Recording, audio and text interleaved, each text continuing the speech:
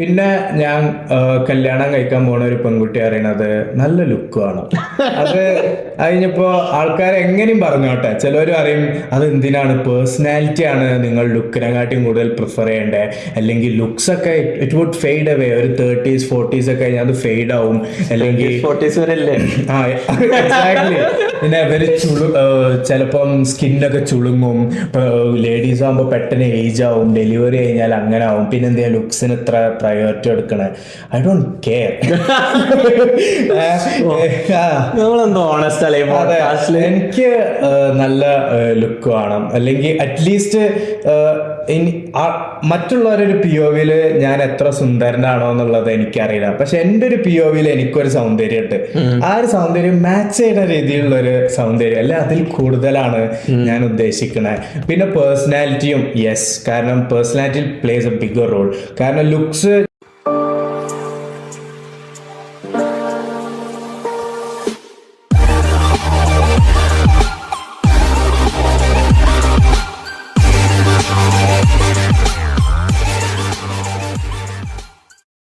Hey everyone, welcome back to the most underrated comedy podcast in Malayalam after hours Malayalis. അതെ, ഇന്ന് നമ്മൾ വീണ്ടും ഒരു Q&A എപ്പിസോഡ് ആയിട്ടാണ് എന്റെ ഫേവറേറ്റ് ടൈപ്പ് ഓഫ് എപ്പിസോഡിലേക്ക് നമ്മൾ തിരിച്ചു വന്നിരിക്കുന്നത്. ഇത് എന്റെ ഐഡിയ ആയിരുന്നു, നമുക്കൊരു Q&A എപ്പിസോഡ്. നമ്മൾ എന്തെങ്കിലും റീസൺ ഉണ്ടോ? 10,000 ഇൻസ്റ്റാഗ്രാം സബ്സ്ക്രൈബ്, അതൊരു പോയിന്റ് ആണ്. നമുക്ക് 5,000 യൂട്യൂബ് സബ്സ്ക്രൈബേഴ്സ്, നമുക്ക് 10,000 ഫോളോവേഴ്സ് ഇൻസ്റ്റാഗ്രാമിൽ. അതിന്റെ thank you so much to each and every one of you. നമ്മൾ അതുകൊണ്ട് ചെയ്യുന്ന എപ്പിസോഡാന്ന് പറയാം. 15,000 നമ്മൾ അങ്ങനെ തീരുമാനിച്ചിരിക്കുന്നു. അതെ, അപ്പൊ നമ്മളുടെ ഇൻസ്റ്റഗ്രാമില് ആൾക്കാരോട് ക്വസ്റ്റ്യൻസ് ചോദിക്കാൻ പറഞ്ഞിരുന്നു. അപ്പോൾ ആൾക്കാർ ചോദിച്ചിട്ടുണ്ട്, അതൊക്കെയാണ് നമ്മൾ ആൻസർ ചെയ്യാൻ പോകുന്നത്. ഫസ്റ്റ് സെമീറിനുള്ള ക്വസ്റ്റ്യൻസ് ആണ്. ഓക്കെ, ലോക്കി 2099 എന്ന് പറഞ്ഞിട്ടുള്ള ഒരു പയ്യൻ നമ്മളോട് ചോദിച്ച ക്വസ്റ്റ്യൻ എന്ന് വെച്ചാൽ സെമീറിനോടുള്ളതാണ്. Bro, did you find the girl who wrote a letter to you on Valentine's Day? Is she still out there or you found her? പണ്ട്, അതായത് ഞാൻ എൻ്റെ കോളേജ് ഫൈനൽ ഇയർ പഠിക്കുന്ന ഒരു ടൈമിലത്തെ വാലന്റൈൻസ് ഡേക്ക് ഒരു അനോണിമസ് ലെറ്റർ ഇടുന്ന ഒരു പരിപാടി ഉണ്ടായിരുന്നു. ആ ടൈമിൽ എനിക്ക് ഒരു ലവ് ലെറ്റർ പോലെ തന്നിരുന്നു അനോണിമസ് ആയിട്ട് ഒരു പെൺകുട്ടി. അതിനെക്കുറിച്ച് ഞാൻ പോഡ്കാസ്റ്റ് പറഞ്ഞിട്ടുണ്ടായിരുന്നു. സോ അതിൻ്റെ ഒരു ഫോളോ അപ്പ് ആയിരിക്കണം. സോ ഞാൻ ആ ഒരു എപ്പിസോഡ് 2-3 കഴിഞ്ഞിട്ട് തന്നെ ഞാൻ കണ്ടുപിടിച്ചതല്ല, ആ പെൺകുട്ടി എന്നെ അപ്രോച്ച് ചെയ്തിട്ട് പറഞ്ഞു ഞാനാണ് ലെറ്റർ അയച്ചത്, ഞാനൊരു ക്ലൂ ഇട്ടിട്ടുണ്ടായിരുന്നു പേര് കണ്ടുപിടിക്കാൻ, പക്ഷെ പറ്റിയില്ല എന്ന് പറഞ്ഞു. അപ്പൊ ഞാൻ ചോദിച്ചു എന്താണ് ആ ക്ലൂ? അപ്പൊ പറഞ്ഞു ഞാന് ഇങ്ങനെ അവസാനം എന്ന് നിന്റെ നമ്മൾ എഴുതല്ലോ വിത്ത് റിഗാർഡ്സ് എന്നൊക്കെ, അങ്ങനെ എഴുതി കഴിഞ്ഞിട്ട് ഞാനൊരു 7 ഡോട്ട് ഇട്ടിരുന്നു. ആ 7 ഡോട്ട് എന്റെ പേരിന്റെ 7 ലെറ്റേഴ്സ് ആണ് ഡിനോട്ട് ചെയ്തതൊക്കെ പറഞ്ഞിട്ട്. അപ്പൊ ഞാൻ എന്തൊരു ജീനിയസ് ക്ലൂ ആണ്, how did I miss that?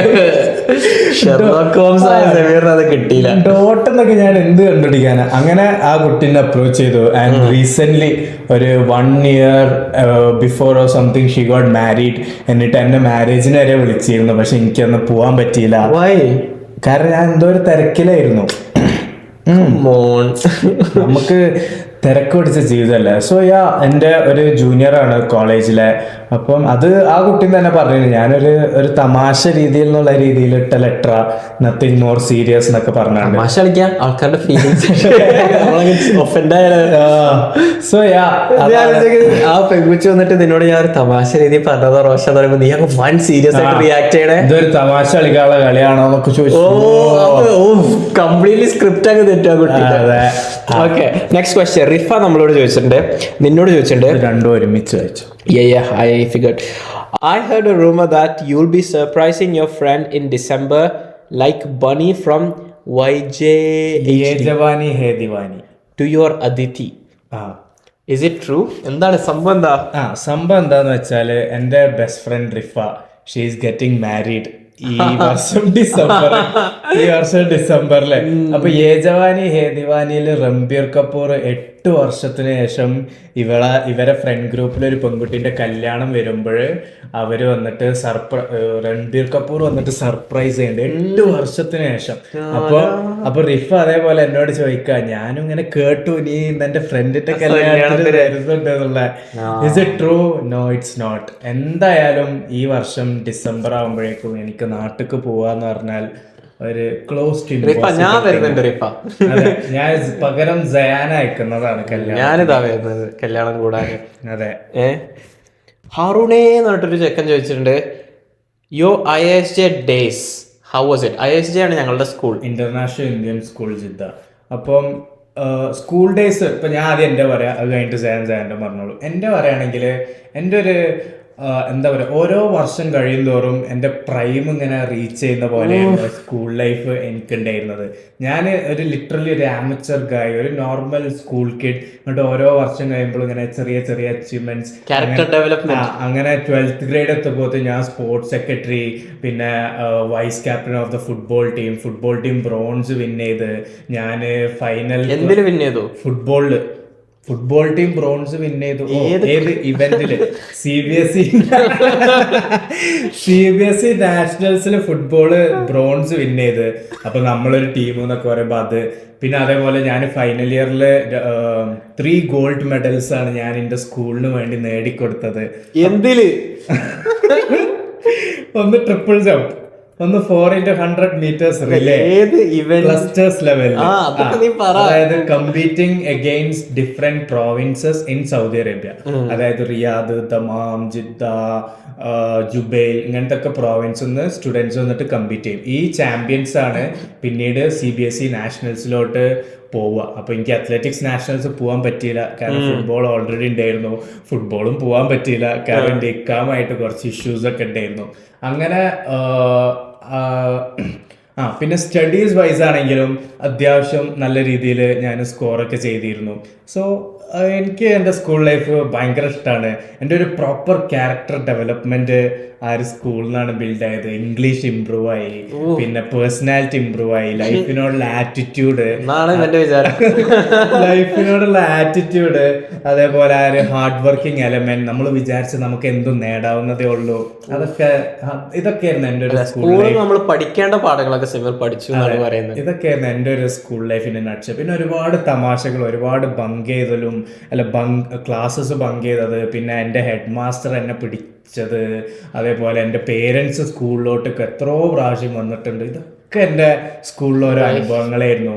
ഞങ്ങൾ യൂത്ത് ഫെസ്റ്റിവലിൽ ഡാൻസ് കളിച്ചപ്പോൾ സ്മോക്ക് ഇടുന്ന മെഷീൻ ഞങ്ങൾ അടിച്ചു പൊട്ടിച്ചു ഡാൻസ് കളിക്കാൻ വേണ്ടിട്ട്. എല്ലാരും സ്റ്റേജിൽ കയറിയിട്ട്. എന്നിട്ട് ആ സ്മോക്ക് മെഷീന്റെ വില എത്രയായിരുന്നു? ആ സ്മോക്ക് മെഷീന്റെ വില 200 റിയാൽ. എന്നിട്ട് അത് അമലല്ല ഇട്ടത്? അല്ല, പകുതി അമല്. അതായത് അന്ന് നമ്മള് വൻ പ്രശ്നത്തിൽ നിൽക്കുക. അങ്ങനെ നമ്മളെല്ലാരും കൂടിയും, അതായത് പിള്ളേരൊക്കെ ഹാങ് ഔട്ട് ചെയ്യുന്ന ഒരു സ്പോട്ടിൽ നമ്മൾ എത്തിയാണ്ട് ഇങ്ങനെ പ്രശ്നമാണ്, ഇങ്ങനെയാണ് എന്നൊക്കെ പറഞ്ഞ്. അപ്പൊ നമ്മൾ 200 റിയാൽ കൊടുക്കണം, എന്താ ചെയ്യേണ്ടി അറിയില്ല എന്നൊക്കെ പറഞ്ഞ്. അതിൽ അമല് പാവം അമല് പറഞ്ഞ്, എടാ എൻ്റെ അടുത്തൊരു 100 റിയാലുണ്ട്, നിങ്ങളെല്ലാരും പിന്നീട് എനിക്ക് തരികയാണെങ്കിൽ എന്ത് ഇടാറ്. എല്ലാരും ചാടി ഓക്കെ എടുക്കെടുക്ക് സാധനം എടുക്ക്. അവിടെ പോയി. കാരണം എന്താന്ന് വെച്ചാല് ഞങ്ങൾ ഹെഡ് മാസ്റ്റർ പറഞ്ഞ് ഈ പൈസ തരാതെ നമുക്ക് ഹാൾ ടിക്കറ്റ് തരൂല, 12th ബോർഡ് എക്സാം എഴുതാൻ കഴിയില്ല. അതൊന്ന്. രണ്ടാമത്തത് 100 റിയാൽ ഞങ്ങള് ഒപ്പിച്ച എങ്ങനെയാന്ന് വെച്ചാല് ഞങ്ങളെ ഹെഡ് മാസ്റ്ററുടെ മോന്റെ അടുത്തുനിന്ന്. അത് എങ്ങനെയാ നിങ്ങക്ക് ഇപ്പോഴും ഓർമ്മയില്ല? ഞാൻ പറഞ്ഞുതരാം. അതായത് നമ്മള് ആൾക്കാരെ കൂട്ടാൻ വേണ്ടിയിട്ട് ജൂനിയേഴ്സിനെയും സെറ്റാക്കിയിരുന്നു. അതായത് ജൂനിയേഴ്സിനോട് പറഞ്ഞു, ഈ ഒരു പോയിന്റ് എത്തുമ്പോ എല്ലാരും സ്റ്റേജിൽ കയറിക്കൊണ്ട് സെറ്റ് ആക്കാന്നൊക്കെ പറഞ്ഞിട്ടുണ്ടാക്കി. അങ്ങനെ എല്ലാരും കൂടി സ്റ്റേജിൽ കയറിയിട്ടാണ് ഈ സ്മോക്ക് മെഷീൻ പൊട്ടിയത്. അപ്പൊ ഞാനും ഹാറൂണോ അമീനറ്റെ ഞങ്ങള് ഹെഡ് മാസ്റ്റർ നൗഫൽ സാറിന്റെ മോനെ കണ്ടപ്പോ ഞങ്ങൾ ഇങ്ങനെ ഇതേപോലെ ഞങ്ങളോട് ഇങ്ങനെ 200 റിയാൽ കൊടുക്കാൻ പറഞ്ഞു, നിങ്ങളും കയറിയതല്ലേ, അപ്പം നിങ്ങൾ 100 ഞങ്ങൾ 100 അങ്ങനെ വിചാരിച്ചത്. എന്നിട്ട് ഓന്റെ അടുത്ത് 100 റിയാൽ വാങ്ങിയിട്ട് ഞങ്ങൾ പറഞ്ഞു ഈ എന്റെ ചെക്കന്മാരുടെ കളക്ട് ചെയ്തോ ഒക്കെ പറഞ്ഞാണ്ട് ഓന്റെ അടുത്ത് വാങ്ങിയിട്ട് നൗഫൽ സാർ എനിക്ക് തന്നു.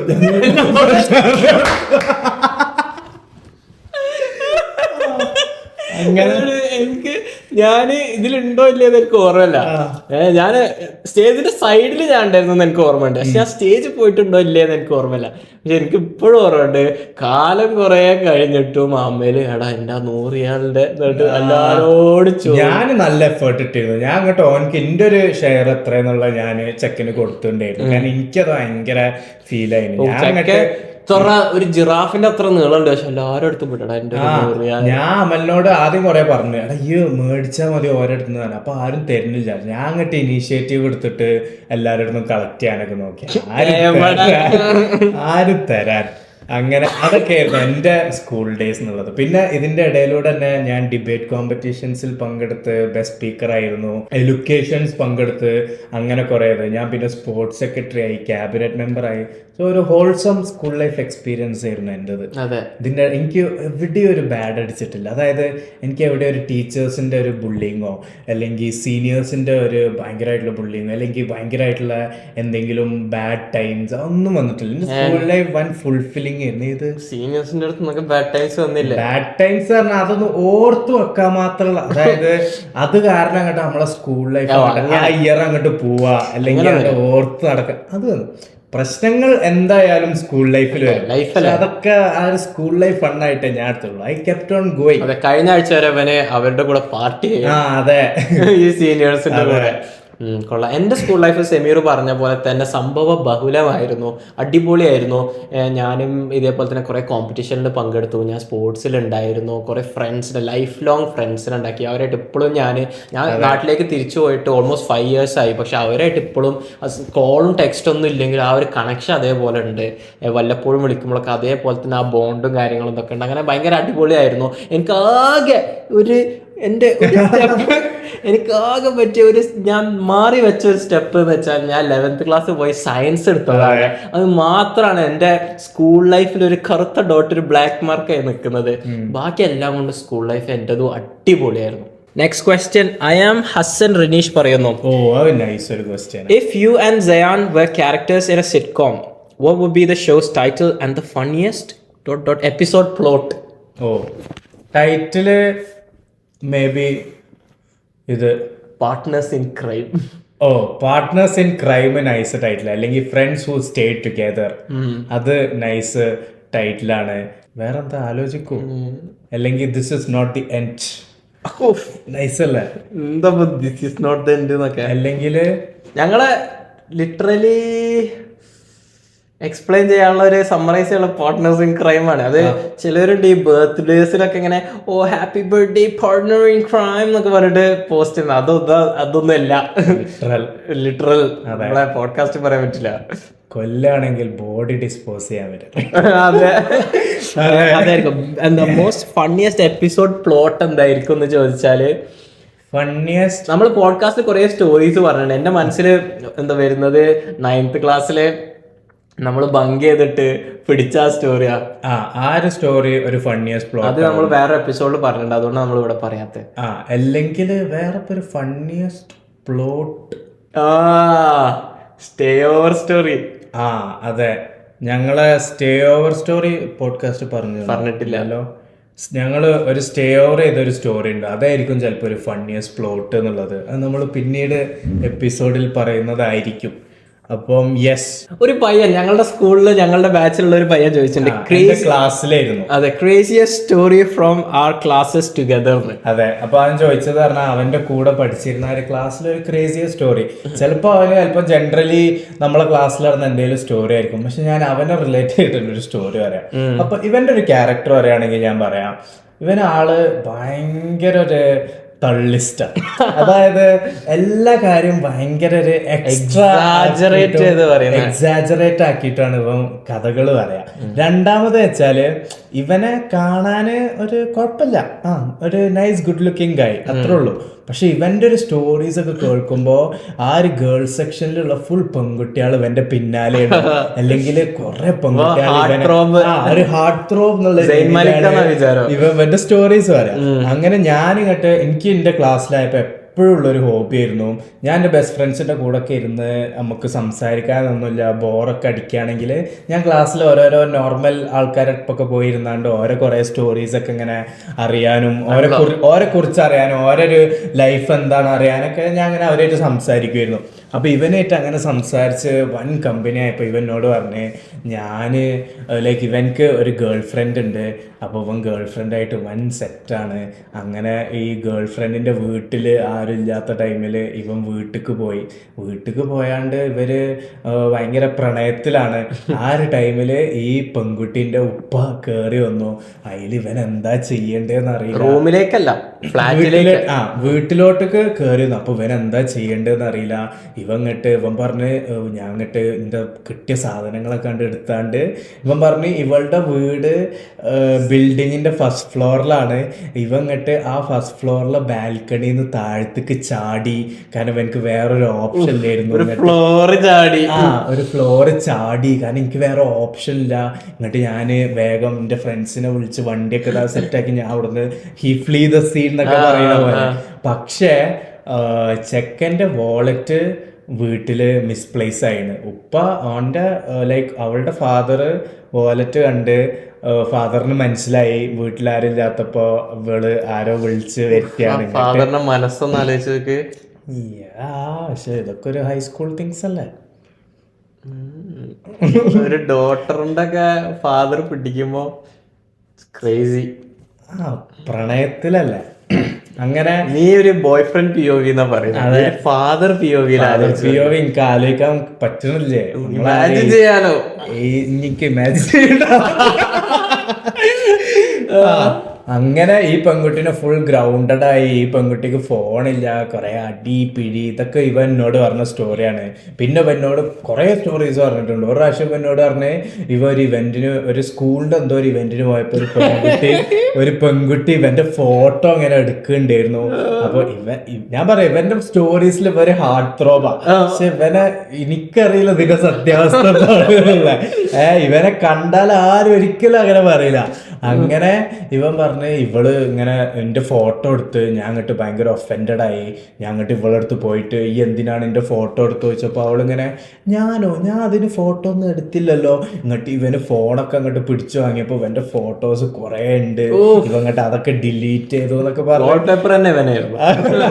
അങ്ങനെയൊക്കെ ആയിരുന്നു ഇവന്റെ കുറെ സ്റ്റോറീസ്. സോ യാ സച്ച് ഇത് എനിക്ക് വന്ന ഒരു മെസ്സേജ് ആണ്. Keep going. Contents are worth watching and it feels like home. As this society being so materialistic and objectify women, what are your views about your desired women? എന്താണ് എൻ്റെ ഒരു decide വുമൻ്റെ decide woman എന്ന് പറഞ്ഞാൽ നമുക്കൊരു wife material എന്ന് പറഞ്ഞാൽ മതിയല്ലോ. കാരണം നമ്മള് ഒരു വൈഫ് എന്നുള്ള രീതിയിലാണല്ലോ ഡിസൈറബിൾ എന്ന് ഉദ്ദേശിക്കുന്നത്. അതോ ഇനി വേറെ എന്തെങ്കിലും അർത്ഥം?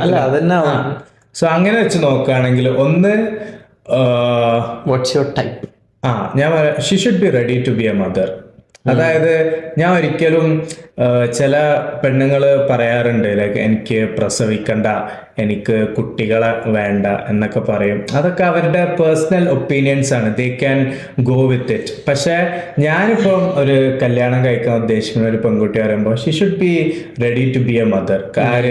മദർ നേച്ചർ എന്നുള്ള ഒരു സംഭവം ഇൻസ്റ്റിങ്ച്വൽ ആയിട്ട് അതെ, അതൊരു സംഭവം. രണ്ടാമത്തെ പറഞ്ഞാല് ഇങ്ങനെ ഞാൻ എപ്പോഴും വിശ്വസിക്കലുണ്ട്, ഇത് ഭയങ്കര ഒരു ജെൻഡർ ഒപ്പീനിയൻ ആണ് എനിക്കറിയില്ല. പക്ഷെ ഞാൻ എപ്പോഴും ആസ് ഫാർ ഇങ്ങനെ ലൈഫ് ഇങ്ങനെ കണ്ടു വെച്ച് നോക്കുകയാണെങ്കിൽ ഒരു ഹൗസ് ഹോം ആവണമെങ്കിൽ അവിടുത്തെ പെണ്ണിന് വലിയൊരു റോൾ ഉണ്ട്. അത് കഴിഞ്ഞപ്പോ ആ പെണ്ണ് ആ വീട്ടിലെ എല്ലാ ജോലികൾ ചെയ്യേ എല്ലാം അതല്ല അതാണ് ഫാക്ടർ. ഇനിയിപ്പോ എങ്ങനെ പോയാലും, കാരണം ഞാൻ എൻ്റെ ഉപ്പൻ്റെ കൂടെ മാത്രം താമസിച്ചിട്ടുണ്ട്, ഞാൻ ഒറ്റക്ക് താമസിച്ചിട്ടുണ്ട്, ഫാമിലി ആയിട്ട് ഉമ്മൻ്റെ കൂടെ എല്ലാവരും കൂടി താമസിച്ചിട്ടുണ്ട്, ഉമ്മൻ്റെ കൂടെ മാത്രം ഞാൻ താമസിച്ചിട്ടുണ്ട്, ബ്രദറിൻ്റെ കൂടെ മാത്രം താമസിച്ചു. അപ്പൊ ഇത്രയും പിന്നെ അതേപോലെ ഫ്രണ്ട്സിന്റെ കൂടെ താമസിച്ചിട്ടൊക്കെ ഉണ്ട്. ഇതൊക്കെ നോക്കുമ്പോൾ ഞാൻ എപ്പോഴും വിചാരിക്കും ഒരു സ്ത്രീ സാന്നിധ്യം ഉണ്ടായാല് ആ ഒരു ഹൗസ് ഹോം ആവുക എന്നുള്ളത് അത് ഭയങ്കര ഒരു ഇമ്പോർട്ടൻ്റ് ആണ്. അത് എല്ലാ പെൺകുട്ടികളിലും ഉണ്ടാവണമെന്നില്ല. അപ്പൊ ആ ഒരു ക്വാളിറ്റി വേണമെന്ന് ഞാൻ എന്തായാലും ആഗ്രഹിക്കും. പിന്നെ ഞാൻ കല്യാണം കഴിക്കാൻ പോണ ഒരു പെൺകുട്ടി അറിയണത് നല്ല ലുക്ക് വേണം. അത് കഴിഞ്ഞപ്പോ ആൾക്കാർ എങ്ങനെയും പറഞ്ഞോട്ടെ, ചിലവർ പറയും അത് എന്തിനാണ്, പേഴ്സണാലിറ്റി ആണ് നിങ്ങൾ ലുക്കിനെക്കാട്ടിയും കൂടുതൽ പ്രിഫർ ചെയ്യേണ്ടത്, അല്ലെങ്കിൽ ലുക്സ് ഒക്കെ ഇറ്റ് വുഡ് ഫെയ്ഡ് അവേ. ഒരു 30s 40s ഒക്കെ കഴിഞ്ഞാൽ അത് ഫെയ്ഡ് ആവും. ആവും, അല്ലെങ്കിൽ 40s വരെയല്ലേ? ആ എക്സാക്ട്ലി. പിന്നെ ഇവര് ചിലപ്പം സ്കിന്നൊക്കെ ചുളുങ്ങും. ലേഡീസ് ആകുമ്പോൾ പെട്ടെന്ന് ഏജ് ആവും, ഡെലിവറി കഴിഞ്ഞാൽ അങ്ങനെ ആവും. പിന്നെ എന്താ ലുക്സിന് ഇത്ര പ്രയോറിറ്റി എടുക്കണേ? I don't care. നമ്മളെന്തോ ഓണസ്റ്റ് അല്ലേ പോഡ്കാസ്റ്റില്? എനിക്ക് നല്ല ലുക്ക് വേണം, അല്ലെങ്കിൽ അറ്റ്ലീസ്റ്റ് മറ്റുള്ളവരൊരു POV ഞാൻ എത്ര സുന്ദരനാണോ എന്നുള്ളത് എനിക്കറിയില്ല. പക്ഷെ എൻ്റെ ഒരു POV എനിക്കൊരു സൗന്ദര്യമുണ്ട്. ആ ഒരു സൗന്ദര്യം മാച്ച് ചെയ്യുന്ന രീതിയിലുള്ള ഒരു സൗന്ദര്യം അല്ലെ, അതിൽ കൂടുതലാണ് ഞാൻ ഉദ്ദേശിക്കുന്നത്. പിന്നെ പേഴ്സണാലിറ്റിയും യെസ്, കാരണം personality plays a bigger role. കാരണം ലുക്സ് ഞാൻ എപ്പോഴും വിചാരിച്ചത് എന്താണെന്ന് വെച്ചാൽ, ഇനിയിപ്പം ഒരു ലോക സുന്ദരി നമ്മൾ ഡേറ്റ് ചെയ്യാൻ തുടങ്ങിയാലും ചിലപ്പോ ഒരു 3-4 months കഴിയുമ്പോൾ ആ കണ്ട് കണ്ട് കണ്ട് നമുക്ക് അതൊരു നോർമലിലുള്ള പോലെ ആവും. അവിടെയാണ് ഈ പേഴ്സണാലിറ്റിന്റെ ഒരു റോള് കടന്നു വരുന്നത്. അപ്പൊ പേഴ്സണാലിറ്റി യെസ് അടിപൊളിയാവണം. പിന്നെ അതേപോലെ സ്നേഹത്തിൻ്റെതായ വാല്യൂ കൽപ്പിക്കുന്ന ലിസ്റ്റ് ഒരു പെൺകുട്ടി. പിന്നെ അതേപോലെ ഞാനാവണം ഫസ്റ്റ് പ്രയോറിറ്റി. അവളല്ലേ? അതായത് അവളല്ലേ ഫസ്റ്റ് പ്രയോറിറ്റി? അതിപ്പോ എല്ലാവർക്കും അങ്ങനെയാണല്ലോ. പക്ഷെ ഒരു സെക്കൻഡ് എന്നുള്ളതില് ഒരു കല്യാണമൊക്കെ കഴിഞ്ഞാല് പിന്നെ ഞാനാവണം ഫസ്റ്റ് പ്രയോറിറ്റി. പേരൻസ് ഉണ്ടാവും, സിബ്ലിങ്സ് ഉണ്ടാവും, മക്കൾ പിന്നീട് ഉണ്ടാകും. മക്കൾ വന്നാലും ഫസ്റ്റ് പ്രയോറിറ്റി ഞാനാവും. അതെ, കാരണം നമ്മള് സ്നേഹിച്ചതിന്റെ ഒരു എവിഡൻസ് എന്നുള്ള രീതിയിലാണ് ഈ മക്കള് വരുന്നത്. എന്നിട്ട് പെട്ടെന്ന് മക്കള് കയറി വന്നിട്ട് മക്കൾക്ക് വൻ പ്രയോറിറ്റി കൊടുക്കും. ഉമ്മമാര് മക്കൾക്ക് പ്രയോറിറ്റി കൊടുക്കും. പക്ഷെ ആ ഹസ്ബൻഡിനാവണം കേട്ടോ. എനിക്കങ്ങനെ ഇത് എന്റെ ഡിസൈൻ ചോദിച്ചേ എന്നാ നീ പറ. എനിക്ക് ഇങ്ങനെയൊക്കെയാണ് വേണ്ടത്. എനിക്ക് ആ ഒരു അറ്റൻഷനൊക്കെ എപ്പോഴും നല്ലോണം വേണം. മക്കളൊക്കെ ഞാനും മക്കളൊക്കെ ഉണ്ടാവുന്നത് നല്ലതാ. കേറി സ്പോട്ട്ലൈറ്റ് സ്റ്റീൽ ചെയ്യാൻ വന്നാല് മക്കളൊക്കെ ഇപ്പൊ ഞാൻ നല്ല രീതിയിൽ എന്റെ മക്കൾ ഒബ്വിയസ്ലി ഞാൻ സ്നേഹിക്കും. പക്ഷെ എനിക്ക് എന്റെ വൈഫായിരിക്കും ടോപ്പ് പ്രയോറിറ്റി. അപ്പൊ ഇങ്ങനെയൊക്കെയാണ് ഞാൻ കാണുന്ന ഒരു ഡിസൈഡ് വുമൻ. പിന്നെ എന്റെ ചെറിയ ചെറിയ കാര്യങ്ങൾ, അതായത് എന്റെ പേരൻസിന്റെ കൂടെ നല്ല രീതിയിലാവണം. പിന്നെ അങ്ങനെ. പക്ഷെ ഇതൊക്കെയാണ് ഒരു മെയിൻ സംഭവങ്ങള്. എന്താണ് എന്റെ ഒരു ഇത്? പിന്നെ എനിക്ക് ഇതും കേട്ടോ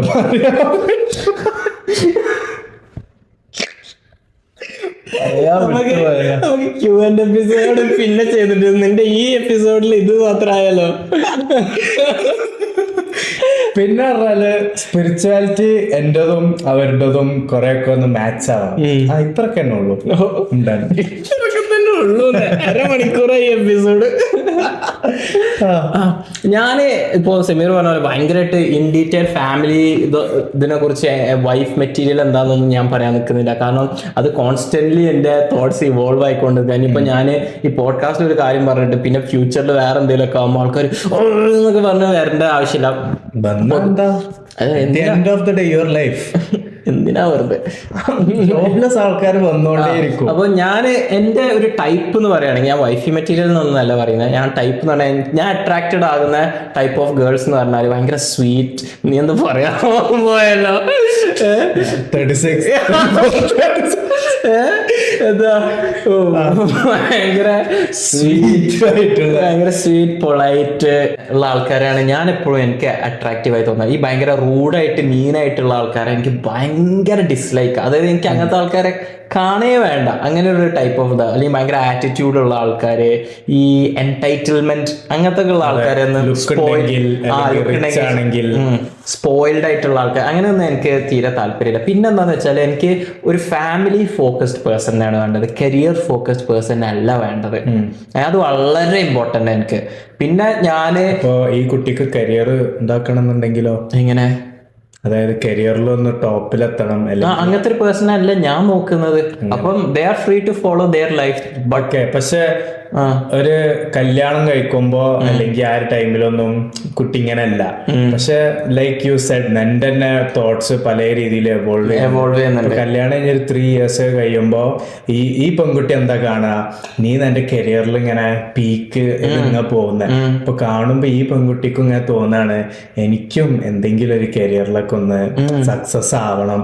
I need to do something on my own, I need to leave a signature. അതാണ് തോന്നുകയാണെങ്കിൽ ആണെങ്കിൽ ഞാൻ ഒന്ന് പറഞ്ഞ് കൺവിൻസ് ചെയ്യാൻ നോക്കും. രണ്ടാമത്തെ ഞാൻ പറയുന്നത് പറഞ്ഞാൽ ഭയങ്കര നമ്മൾ ഇപ്പോഴത്തെ കാലത്ത് ആൾക്കാർ സെല്ല് ചെയ്യുന്ന ഒരു ഡ്രീം എന്ന് പറഞ്ഞാൽ രണ്ടാൾക്കാരും കരിയറിൽ ഇതാകണം എന്ന് പറഞ്ഞിട്ട് കരിയറാണ് എല്ലാം.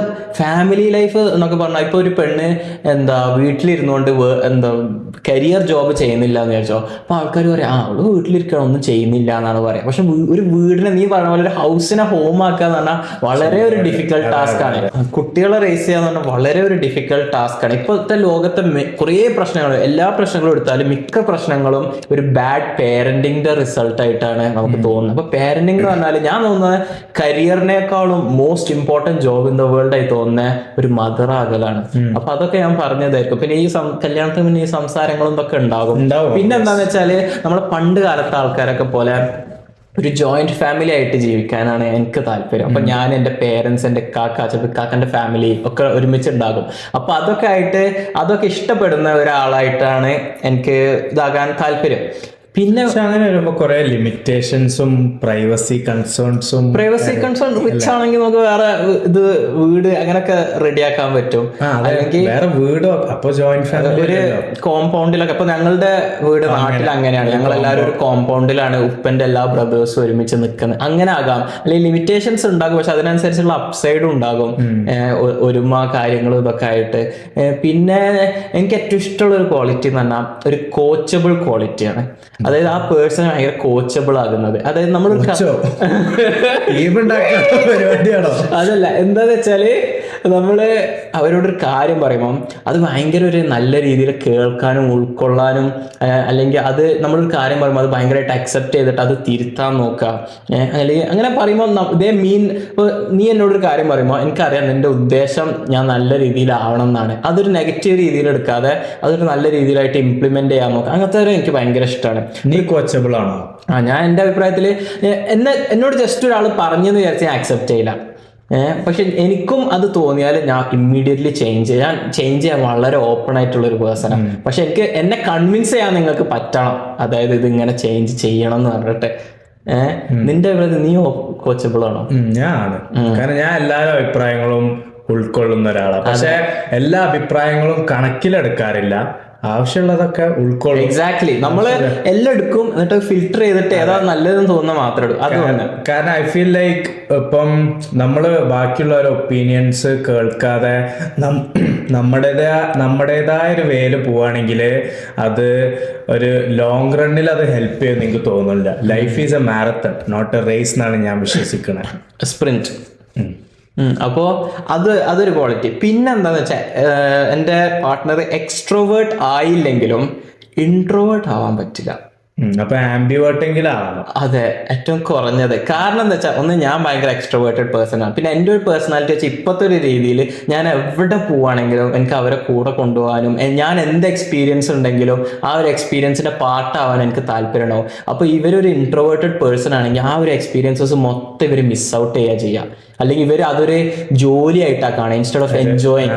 അതായത് ഇപ്പം ഫോർ എക്സാമ്പിൾ ഇവന്റെ ഒരു ഫ്രണ്ട്സും ഇതിന് പോകണം, അതൊരു ടാസ്ക്. അല്ലെങ്കിൽ ഇവനിങ്ങനെ കുറെ നല്ല ഫ്രണ്ട്സ് ഉണ്ട്, അതിന്റെ ഒരു ഭാഗമാവാൻ എനിക്ക് കഴിഞ്ഞല്ലോ എന്നുള്ള ഒരു പോസിറ്റീവ് ആറ്റിറ്റ്യൂഡിൽ ചിന്തിക്കുന്നതിന് പകരം ഒരു നെഗറ്റീവ് ആറ്റിറ്റ്യൂഡിൽ ചിന്തിക്കുകയാണെങ്കിൽ ഭയങ്കര ബുദ്ധിമുട്ടായിരിക്കും.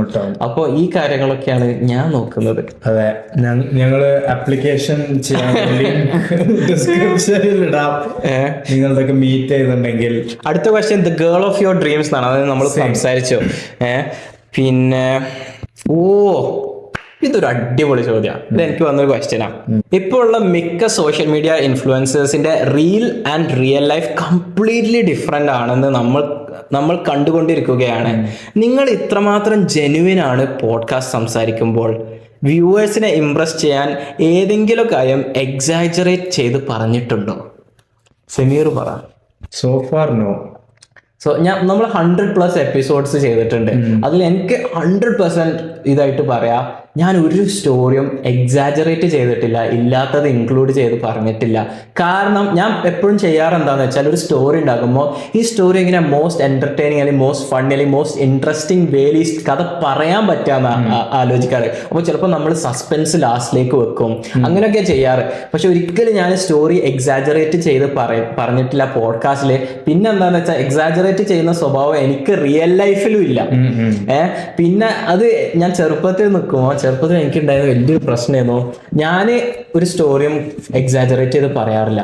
അപ്പൊ ഞാൻ വിചാരിച്ചത് എന്താ വെച്ചാൽ, ഒരാളും എക്സാജറേറ്റ് ചെയ്ത് സ്റ്റോറി പറയില്ല. കാരണം ഞാൻ ചെയ്യുന്നില്ലല്ലോ, അപ്പൊ ഞാൻ വേറുള്ള ആരും അങ്ങനെ ചെയ്യില്ലാന്നാ വിചാരിച്ചത്. പിന്നെ എക്സാജറേഷനെ ഞാൻ കള്ളം പറയാനായിട്ടായിരുന്നു കൂട്ടിയിരുന്നത്. അപ്പോ ആൾക്കാരെന്തിനാ കള്ളം പറയാം, why would they do that എന്നൊക്കെയായിരുന്നു ഞാൻ മനസ്സിൽ വിചാരിച്ചത്. എന്നിട്ട് കുറെ ആൾക്കാർ എക്സാജറേറ്റ് ചെയ്ത സ്റ്റോറീസ് എന്നോട് പറയുമ്പോൾ ഞാനത് കണ്ണും പൂട്ടി ഫുള്ള് വിശ്വസിക്കുമായിരുന്നു.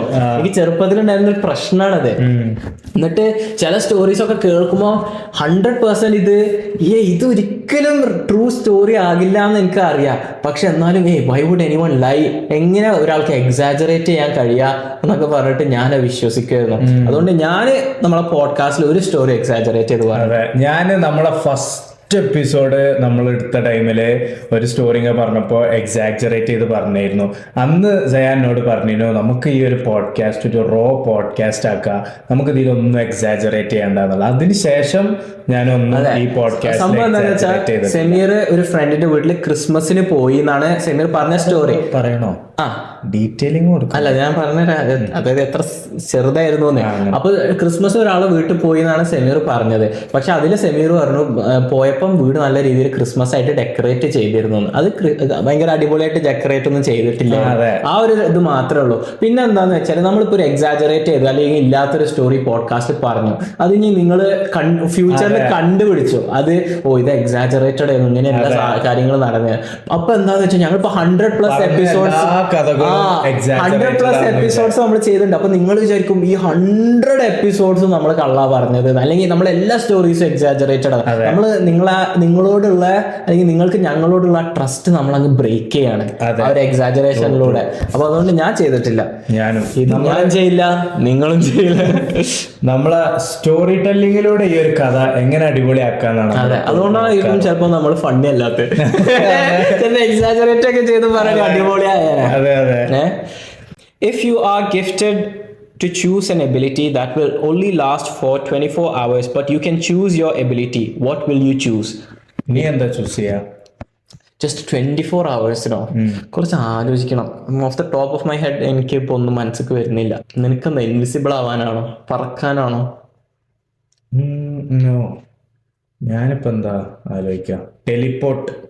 എന്നിട്ട് നീ എങ്ങോട്ട് ടെലിപ്പോർട്ട് ചെയ്യാം? ഞാൻ ക്രിസ്ത്യാന്റെ വീട്ടില്, മെസ്സിന്റെ വീട്ടില്, പിന്നെ പൃഥ്വിരാജിന്റെ വീട്ടില്. അത് പറഞ്ഞപ്പോഴാ ഞാന് 24 hours-ന് എനിക്ക് ആരുടെ ലൈഫും ജീവിക്കാൻ പറ്റുന്ന ഒരു എബിലിറ്റി എടുക്കും. അപ്പൊ ഞാൻ ഓരോരോ മണിക്കൂർ ജീവിക്കും. എന്നിട്ട് ഓരോരോ മണിക്കൂർ ഓരോരുത്തരുടെ ബോഡിയിലും അവരുടെ മൈൻഡിലും എങ്ങനെയാണ് ഫങ്ഷൻ ചെയ്യുന്നതെന്ന് നോക്കും. പക്ഷെ നമ്മളതിലെത്തിയാല് മൈൻഡ് നമ്മളുതാവൂലേ? നമുക്കൊരു ഡ്യുവൽ മൈൻഡ് പോലെ ഉണ്ടാകും. അതായത് ഇത് ഇയാളുടെ മൈൻഡ്, പിന്നെ നമുക്ക് ഒരു സബ് കോൺഷ്യസ് എന്നുള്ള പോലെ നമ്മളും ഉണ്ടാകും. അതിന് മനസ്സിലായി. അത് നല്ലൊരു ഇതേക്കാം. റൊണാൾഡോന്റെ ലൈഫ് ആക്ച്വലി അടിപൊളിയാണ്.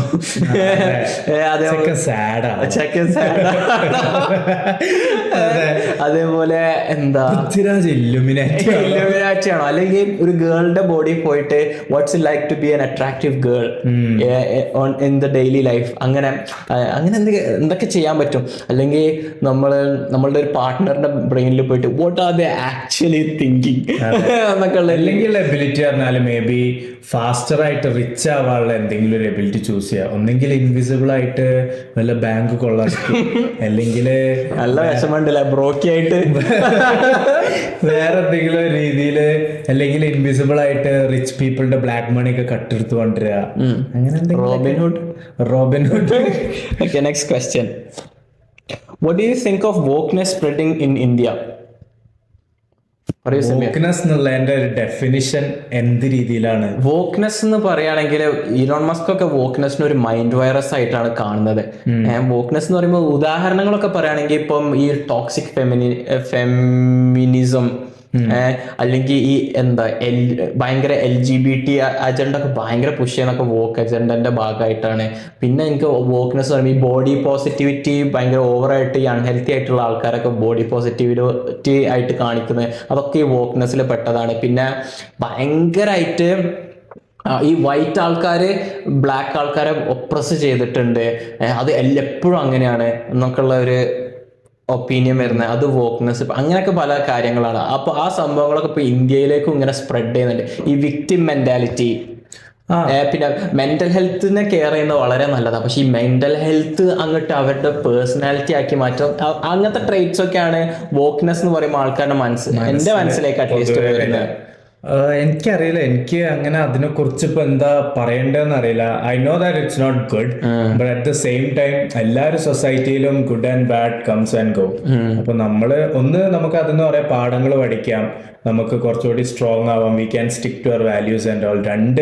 നമ്മൾ കൂടുതൽ അതിലോട്ട്, അതായത് നമ്മളെ അധികം ഇൻഫ്ലുവൻസ്ഡ് ആവാത്ത രീതിയിൽ നമ്മളെ ബിൽഡ് ചെയ്യുക. അതെ, ഞാൻ മനസ്സിലാക്കിയ എന്താന്ന് വെച്ചാൽ രണ്ട് കാര്യങ്ങൾ നമ്മളുണ്ടെങ്കിൽ നമ്മൾ ഒരു ലൈഫ് ഒരു ഈസി മോഡിലുള്ള പോലെയാണ്.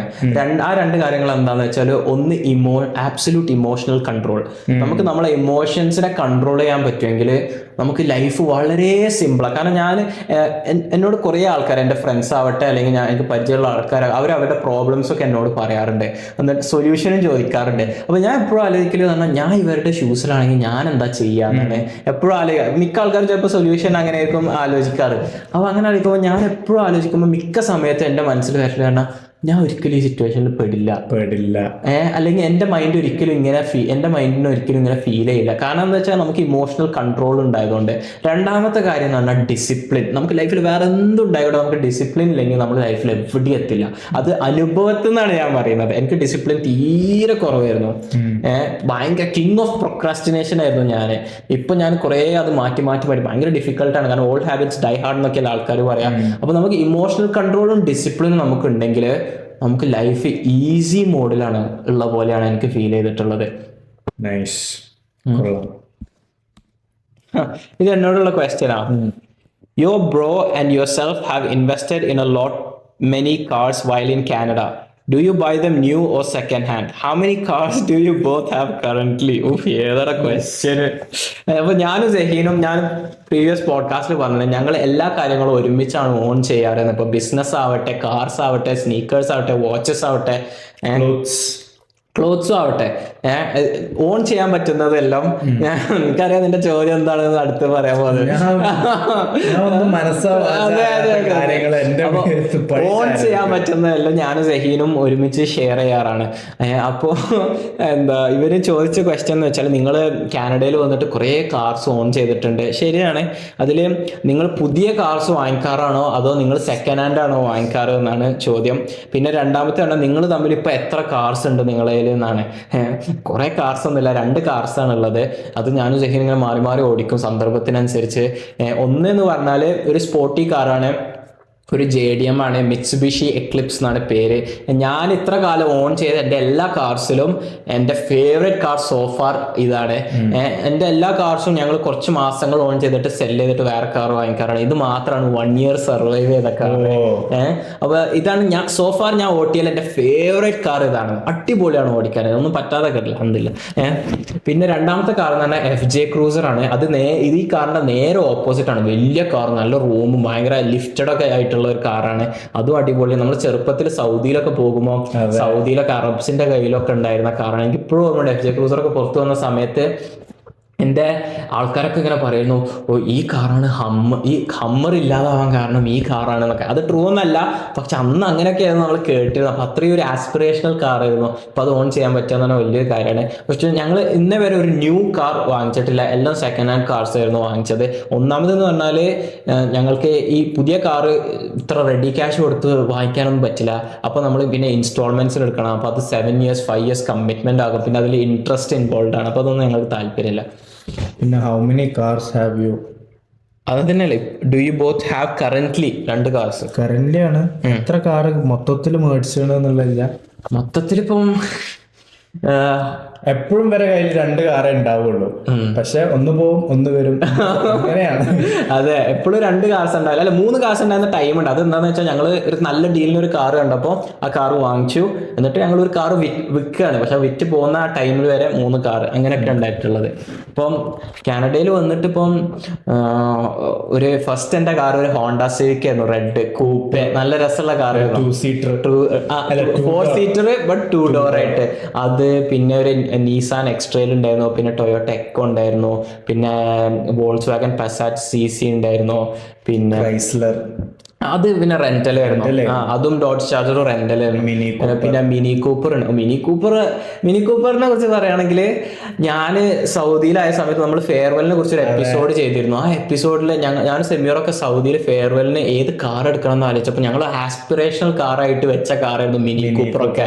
പിന്നെ അത് കാനഡയിൽ വന്നിട്ട് അത് ഓൺ ചെയ്യാന്ന് വെച്ചാന്ന് പറഞ്ഞപ്പോൾ എനിക്ക് ഇപ്പോഴും ഓർമ്മയുണ്ട്, ആ കാർ വാങ്ങിച്ചിട്ട് തിരിച്ച് വീട്ടിലേക്ക് ഡ്രൈവ് ചെയ്തപ്പോൾ ഞാനിങ്ങനെ ലൈഫ് ഫീൽസ് അൺറിയൽ, എന്താ ലൈഫൊക്കെ, ഇത് വീഡിയോ ഗെയിം വല്ലതും ആണോ എന്നൊക്കെ ഉള്ള പോലെ എനിക്ക് ഫീൽ ചെയ്തിരുന്നു. മിനി കൂപ്പർ ഉണ്ടായിരുന്നു, പിന്നെ ഇപ്പൊ ഈ മിറ്റ്സുബിഷി എക്ലിപ്സ് ഉണ്ടായിരുന്നു, പിന്നെ മിറ്റ്സുബിഷി RVR ഉണ്ടായിരുന്നു, പിന്നെ FJ ക്രൂസ്, അങ്ങനെ കുറെ കാർസ് ഉണ്ടായിരുന്നു. അൽഹംദുലില്ലാ ഒരു ഹോണ്ട സിവിക് ഫുൾ സൈസ് ഉണ്ടായിരുന്നു. അൽഹംദുലില്ലാ. സെമീറിനോടുള്ള ക്വസ്റ്റ്യൻ ആ തോന്നുന്നത്, what was your first relationship like? എന്റെ അടിപൊളിയായിരുന്നു. എനിക്ക് ഭയങ്കര മെമ്മറബിൾ ആൻഡ് ഞാനൊരു നല്ല മെമ്മറി ആയിട്ട് എൻ്റെ മനസ്സിൽ സൂക്ഷിക്കുന്ന ഒരു സംഭവമായിരുന്നു. Next question. ഇതെനിക്ക് വന്ന ക്വസ്റ്റ്യൻ ആണ്, what is the long term goal, what do you want to become in life? എൻ്റെ ലോങ് ടേം ഗോൾ എന്ന് പറഞ്ഞാൽ എനിക്ക് ഇഷ്ടമുള്ള കാര്യം ചെയ്തിട്ട് പൈസ ഉണ്ടാക്കിക്കൊണ്ട് ഫൈനാൻഷ്യൽ ഫ്രീഡവും ജിയോഗ്രാഫിക്കൽ ഫ്രീഡവും അക്വയർ ചെയ്തുകൊണ്ട് എൻ്റെ പേരൻസിൻ്റെ കൂടെ ജീവിക്കാനാണ് എനിക്ക് താല്പര്യം. ജിയോഗ്രഫിക്കൽ ഫ്രീഡം എന്നുകൊണ്ട് ഉദ്ദേശം എന്താണെന്ന് വെച്ചാൽ ഒരു ഡിജിറ്റൽ നൊമാഡ്, അല്ലെങ്കിൽ ഓരോ രാജ്യത്ത് ഇങ്ങനെ പോയാലും ഇവന്റെ കാര്യങ്ങൾ, അതായത് ലോകത്തിന്റെ ഏത് ഭാഗത്താണെങ്കിലും എവിടെ നിൽക്കുകയാണെങ്കിലും എനിക്ക് എൻ്റെ ജോലി ചെയ്യാൻ പറ്റണം. അപ്പൊ ഞാൻ സൗദിയിലാണ് ജനിച്ചു വളർന്നത്, അപ്പൊ എനിക്ക് ഹോം എന്ന് പറയുന്നത് സൗദിയാണ്. അപ്പോൾ എനിക്ക് സൗദി പോയി നിൽക്കണം എന്ന് താല്പര്യമുണ്ട്. പക്ഷെ ഞാൻ ഇന്ത്യക്കാരനാണ്. ഞാൻ എൻ്റെ ഫാമിലി, എൻ്റെ relatives, ants, uncles, grand parents ഒക്കെ നാട്ടിലുള്ളത്. അപ്പൊ എനിക്ക് അവിടെ പോയി നിൽക്കണം എന്നുണ്ട്. ഞാൻ ഇന്നുവരെ നാട്ടിൽ ജീവിച്ചിട്ടില്ല, നിന്നിട്ടുണ്ട് നല്ലത് ജീവിച്ചിട്ടില്ല. അപ്പൊ അതും എനിക്ക് ആഗ്രഹമുണ്ട്. കാനഡയിലേക്ക് ഞാൻ വന്നു, കാനഡയിൽ എനിക്ക് നിൽക്കണം എന്നുണ്ട്. അപ്പോൾ അങ്ങനെ പല സ്ഥലത്ത് നിൽക്കണം എന്നുണ്ട്. പക്ഷെ നമ്മളെ ഒരു ജോലി എന്തൊക്കെ ആയിക്കഴിഞ്ഞാൽ നമ്മൾ ആ സ്ഥലത്ത് ടൈറ്റ് ഡൗൺ ആണ്. അപ്പോൾ എനിക്ക് ആ ഒരു റെസ്ട്രിക്ഷൻ ഇല്ലാതെ ജീവിക്കണം എന്ന് നല്ല ആഗ്രഹമുണ്ട്. പിന്നെ ഫൈനാൻഷ്യൽ ഫ്രീഡം വേണമെന്ന് ആഗ്രഹമുണ്ട്. പിന്നെ ഫൈനാൻഷ്യൽ ഫ്രീഡം മാത്രം ഉണ്ടായാൽ പോരാ, എനിക്ക് എൻ്റെ ഡേ ടു ഡേ ജോബ് എന്ന് പറഞ്ഞാൽ എനിക്ക് ഇഷ്ടപ്പെടുന്ന ഒരു ജോബ്. അതുകൊണ്ട് നിങ്ങൾ ഈ പോഡ്കാസ്റ്റ് ഒക്കെ ഒന്ന് സബ്സ്ക്രൈബ് ചെയ്ത് വലുതാക്കുക, അതൊക്കെ ചെയ്യാം. അതെ അതെ. നിന്റെ സെമീറെ? എന്റേത് വേറെ കുറെ എങ്ങനെയൊക്കെയാണ്. I want to be rich, എന്നിട്ട് ഇതേപോലെ ഫാമിലിനൊക്കെ പ്രൊവൈഡ് ചെയ്യുക. പിന്നെ ഫാമിലിയിൽ വല്ല പ്രശ്നങ്ങളൊക്കെ ഉണ്ടാവുമ്പോൾ അവരാദ്യം എന്നെയാണ് അപ്രോച്ച് ചെയ്യുന്നത്, 6ാം തമ്പുരാൻ. കാരണം പൈസ നമ്മളെ കയ്യിലാണല്ലോ. അപ്പൊ എന്ത് പ്രശ്നം ഉണ്ടാവുമ്പോൾ ഇവരെ നമ്മളെ അപ്രോച്ച് ചെയ്യുന്നു, നമ്മളത് whole heartedly without expecting anything in return നമ്മൾ അവരെ ഹെൽപ്പ് ചെയ്യുന്നു. ആ ഒരു രീതിയൊക്കെ തന്നെയാണ് എന്റെയും ഒരു ലോങ് ടേം. പിന്നെ നല്ലൊരു കുടുംബം, ഒരു ഭാര്യ, ഒരു 3-4 പിള്ളേര്, ഞാൻ ഹാപ്പി. എന്നോടുള്ള ക്വസ്റ്റ്യനാ, what did you give to Eldho before parting ways? So Eldho എന്ന് നിങ്ങൾക്ക് ആരെങ്കിലും അറിയില്ലെങ്കിൽ, എൽദോ എൻ്റെ ഒരു സെമീറിനൊക്കെ പോലെ എൻ്റെ ഒരു ബെസ്റ്റ് ഫ്രണ്ട് ആണ്. കനേഡിയൻ അല്ല, അവന് കാനഡയിൽ വെച്ച് പരിചയപ്പെട്ട ബെസ്റ്റ് ഫ്രണ്ട് ആണ്, എൻ്റെ കാനഡയിലെ ബെസ്റ്റ് ഫ്രണ്ട് ആണ്. എൽദോ ഞാനും റൂംമേറ്റ്സ് ആയിരുന്നു 3 വർഷം. എന്നിട്ട് പിന്നെ ഞാൻ സഹീം വന്നപ്പോൾ ഞാനും സഹീനും വേറെ സിറ്റിയിലേക്ക് മൂവ് ചെയ്തു, ഈ സിറ്റിയിലോട്ട്, കിച്ചണറിലോട്ട്. അപ്പോൾ ഞാൻ പോകുന്ന മുന്നേ ഞാൻ എൽദോനായിട്ട് 3 വർഷത്തെ മെമ്മറീസിനായിരുന്നു. നിങ്ങൾക്ക് തന്നെ അറിയാലോ, ഞാൻ കുറേ ഫോട്ടോസും വീഡിയോസും ഒക്കെ എടുക്കുന്നതാണ്, കുറേ ഫോട്ടോസും വീഡിയോസും നിങ്ങൾക്ക് ഉണ്ടായിരുന്നു.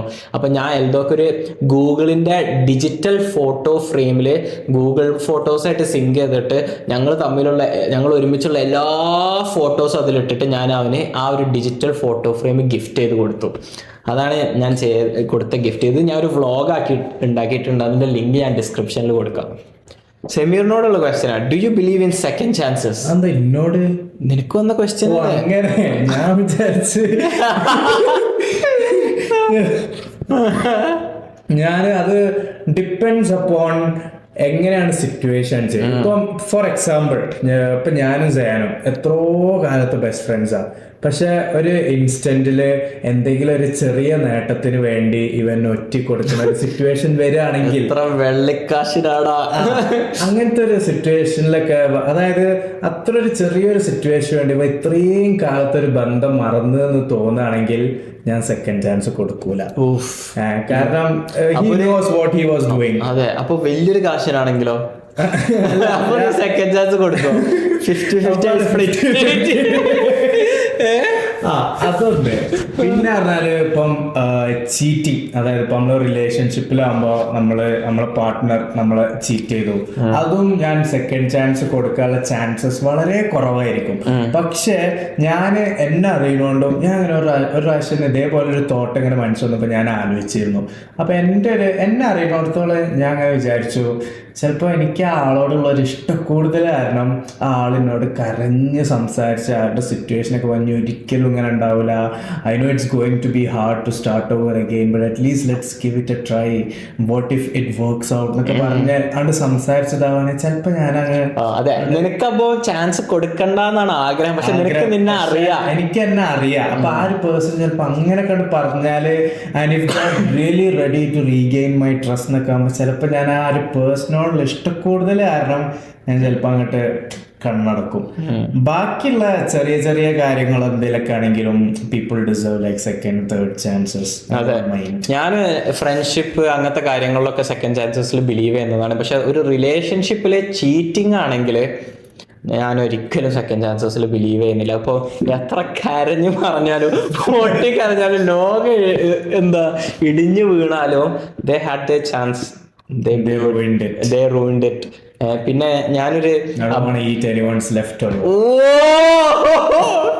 ഞാന് ഒരു അബണ്ടൻസ് മെന്റാലിറ്റിയിൽ വിശ്വസിക്കുന്ന ആളാണ്. അതായത് ഞാൻ പോഡ്കാസ്റ്റിലും പറഞ്ഞിട്ടുണ്ട്, ഞാൻ ഈ സോൾമേറ്റിൽ വിശ്വസിക്കുന്നില്ല. അതായത് ഈ ലോകത്ത് നമുക്ക് ഒറ്റൊരാള് മാത്രമേ ഉള്ളൂ, ആ ആള് ഈ ആദർശികമായി നമ്മളെ അതേ ക്ലാസ്സിൽ നമ്മൾ അതേ സിറ്റിയിൽ ജീവിക്കുന്നു എന്നൊക്കെ വിശ്വസിക്കുന്ന ആളല്ല. അതുകൊണ്ട് ഒരാൾ നമ്മളെ ചീറ്റ് ചെയ്താൽ മൂവ് ഓൺ, ലൈക്ക് വേറെ ആൾക്കാരുണ്ടാകും, നമ്മളായിട്ട് കമ്പാറ്റബിൾ ആയിട്ടുള്ള വേറെ പല ആൾക്കാരും ഉണ്ടാകും. അതുകൊണ്ട് I don't believe in second chances in a relationship if they cheat. വേറെ എല്ലാത്തിനും ഡെഫിനറ്റ്ലി മനുഷ്യന്മാരല്ലേ. അതെ. ഇത് എനിക്ക് വന്ന ക്വസ്റ്റ്യനാ. Who according to you is the best and punctual editor that you currently have? നമുക്ക് കുറേ എഡിറ്റേഴ്സ് ഉണ്ട്. പോഡ്കാസ്റ്റ് ഉണ്ടാക്കാൻ എപ്പിസോഡ്സ് എഡിറ്റ് ചെയ്യാൻ എഡിറ്റേഴ്സ് ഉണ്ട്, റീൽസ് എഡിറ്റ് ചെയ്യാൻ എഡിറ്റേഴ്സ് ഉണ്ട്, തംബ്നെയിൽ ഉണ്ടാക്കാൻ എഡിറ്റേഴ്സ് ഉണ്ട്, അതുപോലെ ക്ലിപ്സ് ഉണ്ടാക്കാനുള്ള എഡിറ്റേഴ്സ് ഉണ്ട്. പക്ഷെ എഡിറ്റേഴ്സിനൊക്കെ ഹാൻഡിൽ ചെയ്യുന്ന റീൽ എഡിറ്ററിനെ ഞാൻ ഹാൻഡിൽ ചെയ്യുന്നത്, പക്ഷെ ബാക്കി എഡിറ്റേഴ്സിനൊക്കെ സെമീറ ഹാൻഡിൽ ചെയ്യുന്നത്. അപ്പൊ സെമീറ നീ പറ, ഏതാണ്? എൻ്റെ അഭിപ്രായത്തില് ഞങ്ങളെ ശ്രീഹരി ആൻഡ് വൈഷ്ണവ് എന്ന് പറഞ്ഞ എഡിറ്റേഴ്സ് ഭയങ്കര പങ്ക്ച്വലാണ്. ഭയങ്കര പങ്ക്ച്വൽ. ഞാൻ ഇവരോട് ഇങ്ങനെ ഒരു 2 ദിവസം കൊണ്ട് സെറ്റാക്കി തരണോട്ടോ എന്നൊക്കെ പറയുമ്പോൾ ഇവർ ചിലപ്പം ഒരു ദിവസം കൊണ്ടൊക്കെ എന്നെ ഫുൾ വീഡിയോ സെറ്റാക്കിയിട്ട് അയച്ചു തരും. എന്നിട്ട് എനിക്ക് ഗിൽറ്റ് അടിക്കൽ എപ്പോഴാന്ന് വെച്ചാല് നമ്മൾ ഇതേപോലെ 4-5 എപ്പിസോഡ് ഒരുമിച്ച് റെക്കോർഡ് ചെയ്യുക. എന്നിട്ട് ഈ 5 എപ്പിസോഡ് നമ്മൾ സൈമൾട്ടേനിയസ് ആയിട്ട് പല എഡിറ്റേഴ്സിനെ കൊടുക്കുക. അപ്പൊ ഈ എഡിറ്റേഴ്സിന്റെ ഒക്കെ ലിങ്ക് ഒരു ടൈമിലായിരിക്കും വന്നിട്ടുണ്ടാവുക. അപ്പൊ ഇവർ ഇത്ര അർജന്റിൽ നമുക്ക് ചെയ്തു തരും. പക്ഷെ നമ്മൾ ഈ എപ്പിസോഡ് റിവ്യൂ ചെയ്ത് ഇവർക്ക് ഒരു ഫീഡ്ബാക്ക് കൊടുക്കല് ചിലപ്പം ഒരാഴ്ചയും 2 ആഴ്ചയൊക്കെ കഴിഞ്ഞിട്ടായിരിക്കും. പക്ഷെ ഡൂയിങ് എ ഗുഡ് ജോബ്. ബാക്കിയുള്ളവർ കുഴപ്പമൊന്നുമില്ല, നല്ല രീതിയിൽ തന്നെയാണ് ചെയ്യുന്നത്. ചിലവർ പിന്നെ എന്തെങ്കിലും ക്ലാസ് ഉണ്ടാവും, അല്ലെങ്കിൽ എന്തെങ്കിലും ഒരു ഫംഗ്ഷനൊക്കെ വരുമ്പോൾ എന്തെങ്കിലും ഡിലേ വരും. But they let us know. അവർ ഞങ്ങളോട് പറയും, ഞങ്ങൾക്ക് ഇങ്ങനെ ഒരു പരിപാടി വരുന്നുണ്ട് കേട്ടോ, ഇന്ന ദിവസം ആകുമ്പോൾ റെഡിയാക്കാൻ. So far it's all good. നല്ലൊരു ടീം തന്നെയാണ് ഞങ്ങൾക്കുള്ളത്. അതെ, ഞാൻ നമ്മളെ എഡിറ്റേഴ്സിനോട് വൺ ഗ്രേറ്റ്ഫുൾ ആണ്. അതെ, ഞങ്ങള് like if we are growing they are also growing with us. അതാണ് ഞങ്ങളുടെ മൈൻഡ് സെറ്റ്. അതെ, നമുക്ക് വന്നൊരു മെസ്സേജാണ്. Some of your words have made quite an impact on someone's life. Thank you so much. അത് എന്താണ് ഇമ്പാക്ട് എന്ന് പറഞ്ഞാൽ കുറച്ചുകൂടി മെമ്മറബിൾ ആവുമായിരുന്നു. If you could have any animal as a pet, what would it be and why? ഞാൻ dog. Why? കാരണം എനിക്ക് ഡോഗ്സിനെ ഭയങ്കര ഇഷ്ടമാണ്. ഡോഗ്സ് ഭയങ്കര അൺകണ്ടീഷണൽ ലവേഴ്സ് ആണ്, ഭയങ്കര ലോയലാണ്. ഡോഗ്സിനെക്കാട്ടിലൊരു ബെറ്റർ പെറ്റിനെ ഞാൻ കണ്ടിട്ടില്ല. കാരണം എൻ്റെ കാക്ക ഭയങ്കര ഒരു പെറ്റ് ലവർ ആയിരുന്നു. എന്റെ കാക്കന്റെ കഥകൾ പറയുകയാണെങ്കിൽ ഒരുപാടുണ്ട്. സോ റിലീജിയസ്ലി മുസ്ലിംസിന് ഡോഗ്സിനെ പെറ്റാക്കി വെക്കാൻ പാടില്ല എന്നാണ്. ഡോഗ്സിനെ പെറ്റാക്കി വെക്കാനുള്ള സിറ്റുവേഷൻസ് ഉണ്ട്. അതായത് നമുക്ക് ഫാം എന്തെങ്കിലുമൊക്കെ ഉണ്ടെങ്കിൽ അത് പ്രൊട്ടക്ട് ചെയ്യാൻ ഒരു ഡോഗിനെ വെക്കുക, അല്ലെ നമ്മളെ വീടും ഇതൊക്കെ ഭയങ്കര ഒരു അതായത് നമുക്ക് അധികം നെയ്ബേഴ്സോ കാര്യമൊന്നുമില്ല, ഒരു ത്രെറ്റനിങ് സിറ്റുവേഷൻ ഗാർഡിങ്ങിന് ഡോഗിനെ വെക്കുക, ഹണ്ടിങ്ങിന് അല്ലാതെ ഇങ്ങനെ നമ്മൾ വീട്ടിൽ കയറ്റി നമ്മൾ ഇങ്ങനെ കൊഞ്ചിച്ചിതാക്കാൻ അങ്ങനത്തെ ഒരു ഇതിന് ഡോഗ് പെറ്റ്സ് ശരിക്കും അലൗഡ് അല്ല. അത് റിലീജിയസ് റീസൺസ് പലതും ഉണ്ട്. പക്ഷെ എന്നിട്ട് തന്നെ എന്റെ കാക്കഞ്ഞിപ്പം ഡോഗ് പറ്റൂലല്ലോ വിചാരിച്ചിട്ട് ആദ്യം ഒരു ക്യാറ്റിനെയാണ് വെച്ചത്, ഒരു പേർഷ്യൻ ക്യാറ്റ് ആണെങ്കിൽ പേർഷ്യൻ ക്യാറ്റ് ആ തോലൊന്നും ഇല്ലാത്ത ക്യാറ്റ് അല്ലേ? അല്ല, പേർഷ്യൻ ക്യാറ്റ് ആണ് ഫുൾ തൊപ്പൊക്കെ ആയിട്ടുള്ള. അപ്പം ഒരു വൈറ്റ് കളറൊക്കെ ആയിരിക്കും, നല്ല രസം അവരെ കാണാൻ, ഭയങ്കര എക്സ്പെൻസീവ് ആണ്. അപ്പം നിന്റെ കാക്കന്റെ ടേസ്റ്റ് അല്ലേ അങ്ങനെയാ? പേർഷ്യൻ ക്യാറ്റ് ആയിരുന്നു മേടിച്ചിരുന്നത്. പക്ഷെ ക്യാറ്റ്സ് ആണെങ്കിൽ എന്താ വൻ ലേസി, പിന്നെ അവർക്കൊരു ഫീൽ ഉണ്ട്, അതായത് ഞാനാണ് പെറ്റ്, എന്റെ ഓണർ എന്നെ നോക്കാനാണ് എന്നുള്ള ആ ഒരു ഫീൽ അവർക്കുണ്ട്. പിന്നെ പണിയെടുക്കടോ എന്നെ നോക്കടോ. പിന്നെ ഇവര് ആര് പോയാലും ആര് ഫുഡ് കൊടുത്താലും ഓരോരുത്തർക്ക് പോവും. പിന്നെ ചിലപ്പം 2 ദിവസമൊക്കെ കഴിഞ്ഞിട്ടായിരിക്കും നമ്മള് വരിക, അതായത് വീട്ടിലേക്ക് വരിക, അല്ലെങ്കിൽ ഒരു ദിവസം കഴിഞ്ഞിട്ടൊക്കെ ഇപ്പൊ വീട്ടിൽ, അല്ലെങ്കിൽ ഞാൻ ഇപ്പൊ കോളേജൊക്കെ കഴിഞ്ഞ് വരികയാണെങ്കിൽ തന്നെ ഓണർ വന്നു എന്താ മൈൻഡിലാണ് ഇവര് ക്യാറ്റ്സ് നിൽക്കുക. പിന്നെ ഞാൻ ഇവിടെ വായിച്ചിട്ടുണ്ട്, നമ്മളെ ഇപ്പം ഞാനും എൻ്റെ ഒരു ക്യാറ്റും ഒരു വീട്ടിലുണ്ട്. എന്നിട്ട് ഞാൻ മരിച്ച് ആരും അത് അറിഞ്ഞിട്ടില്ല. 3 ദിവസം 4 ദിവസം എന്തോ കഴിഞ്ഞാൽ ഈ ക്യാറ്റ് വിശന്നിട്ട് നമ്മളെ കഴിക്കാൻ തുടങ്ങുന്നു.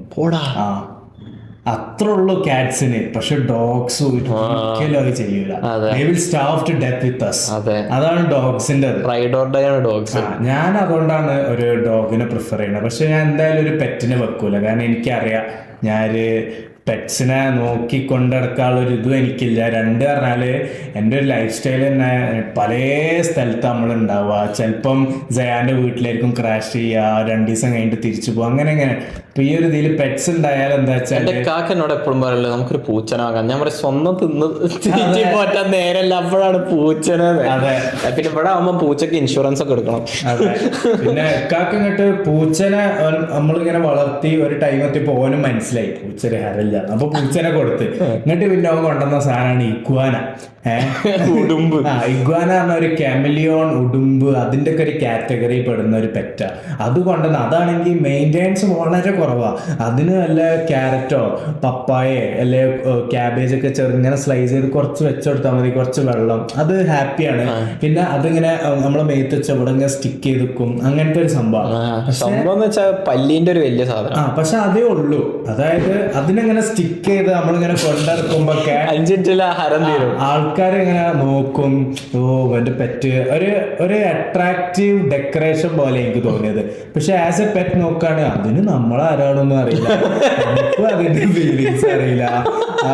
ഇപ്പം എൻ്റെ അടുത്ത് എൻ്റെ ദേഹത്ത് വെച്ചാൽ അതിന്റെ മുഖം നോക്കിയ എക്സ്പ്രഷൻ വെച്ചാൽ ഞാനിപ്പോ എങ്ങനെയാ ഇവിടെ അങ്ങനെയാണ്. പക്ഷെ എന്റെ കാക്കന്റെ ദേഹത്ത് വെച്ചാൽ ഇവനെ വീണ്ടും കണ്ടോ, അങ്ങനത്തെ ഒരു ഇതാണ്. അങ്ങനെ ഒരു കുറച്ച് കഴിഞ്ഞപ്പോ കാക്ക അതിനെയും കൊടുത്തു.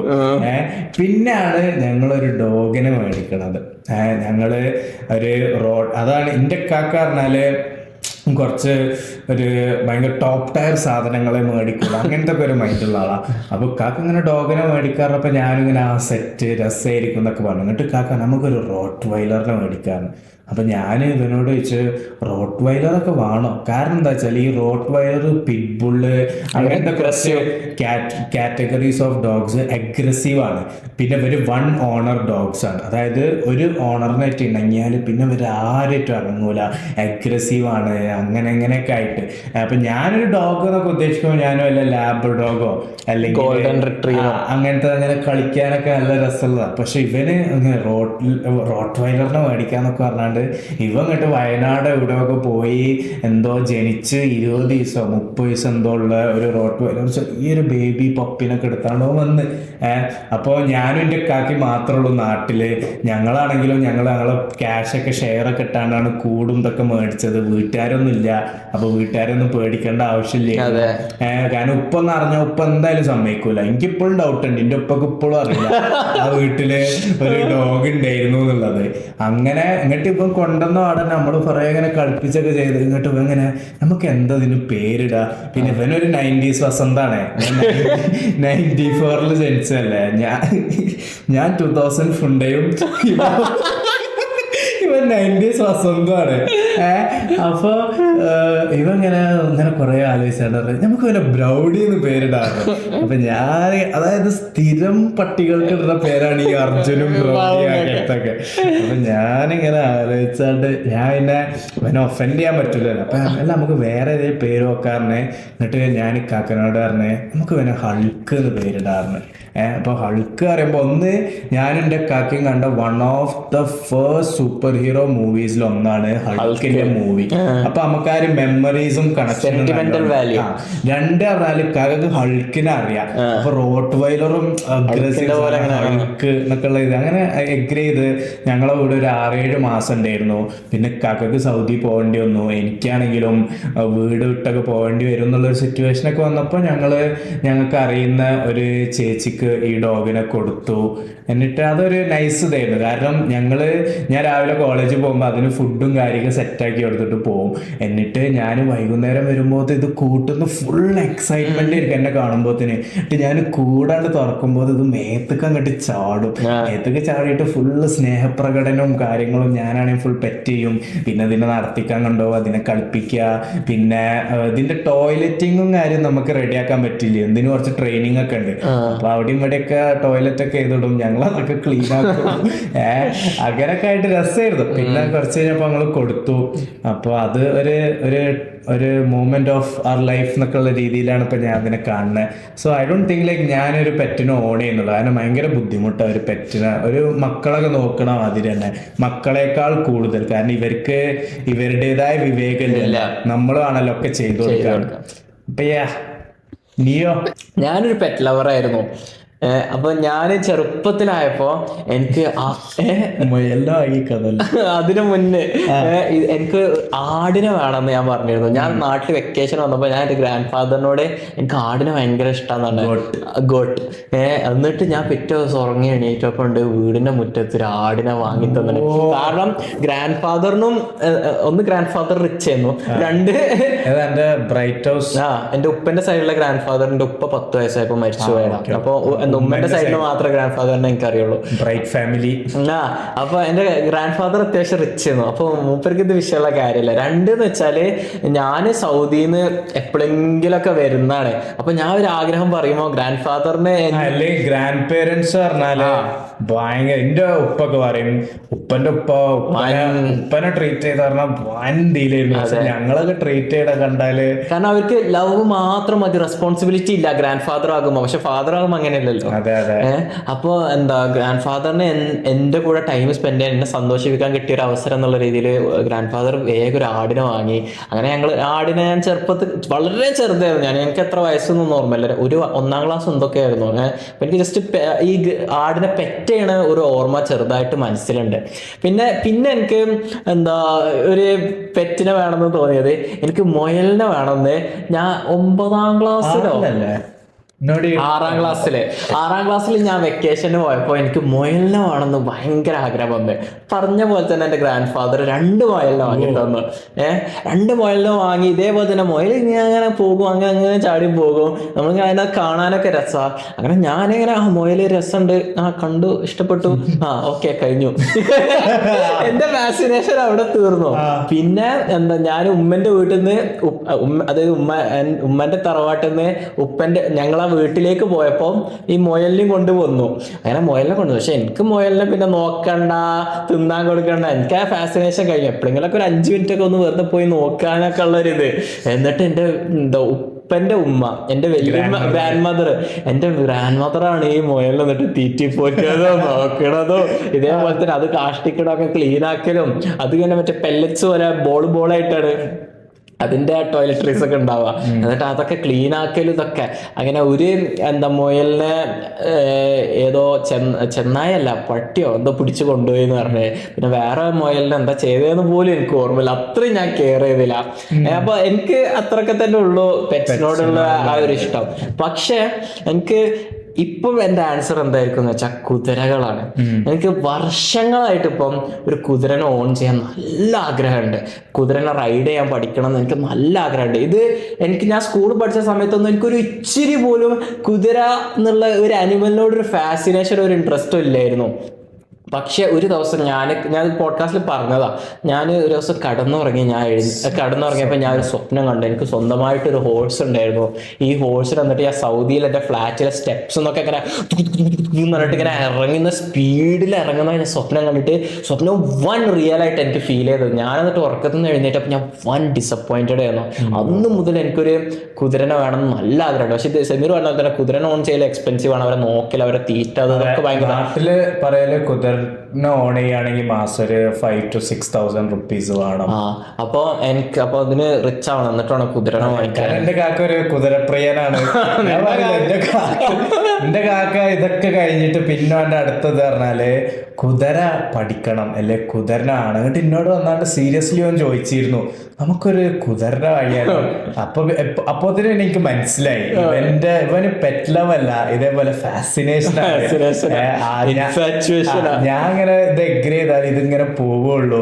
പറഞ്ഞ കുതിരനൊന്നും വാങ്ങണ്ട, നമ്മൾ എവിടെ ഇതിനെ കെട്ടിയാക്കി വെക്കുമ്പോ നമുക്ക് ബാക്കിലൊരു ഇതുണ്ടാക്കാം വേണ്ട, അതൊക്കെ വലിയ മെനക്കെടാവും പറഞ്ഞു. എന്നിട്ട് ഇവന് ഇതേപോലെ ഏതോ ഒരു ആളടുത്തൊക്കെ പോയി കുതിര ഓടിക്കാനൊക്കെ പഠിച്ച് ഞങ്ങളെ നാട്ടിലൊരാളൊരു കുതിരനെ മേടിക്കുക കൊണ്ടുവരെന്തോ ചെയ്ത്. പക്ഷെ അയാൾക്ക് കുതിരനെ ഓടിക്കാറില്ല.